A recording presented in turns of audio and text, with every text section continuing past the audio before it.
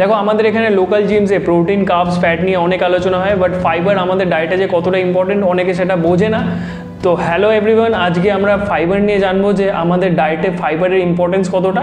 সবার প্রথম তো বলে দিই, যারা ফ্যাট লস করছো তাদের জন্য ফাইবার খুবই ইম্পর্টেন্ট। কারণ দেখো ফ্যাট লসের সময় আমাদের খাবারের ক্রেভিংটা অনেক বেড়ে যায়, আর ফাইবার একটা মাত্র জিনিস যেটা আমাদের অনেকক্ষণ পেট ভর্তি রাখতে সাহায্য করে। এমনিতেই ফ্যাট লসের সময় আমরা লো ক্যালোরি ফুড ইনটেক করি, প্রোটিন কার্ব ফ্যাট যাই খাও না কেন সব কিছুর মধ্যেই ক্যালোরিজ পেয়ে যাবে, বাট ফাইবার এমন একটা জিনিস যেটার মধ্যে তোমরা ক্যালোরি পাবে না। এক্ষেত্রে কিন্তু ফাইবার আমাদের জন্য খুবই ভালো, অনেকক্ষণ পেট ভর্তি রাখতেও সাহায্য করে, আবার কোনো রকম ক্যালোরিজও দেয় না।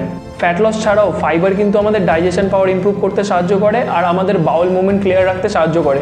তো তার জন্য আমি সবসময় বলি যে ফাইবার রিচ ফুড নিজের ডায়েটে সবসময় ইনক্লুড করো।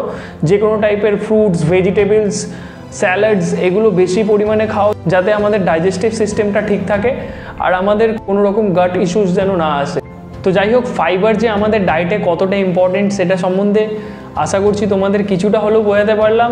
থ্যাংক ইউ সবাইকে, খুব ভালো থেকো সবাই, হেলদি থেকো, আর আমার চ্যানেলটা একটু লাইক শেয়ার সাবস্ক্রাইব করে দিও। দেখা হবে নতুন একটা ভিডিওতে।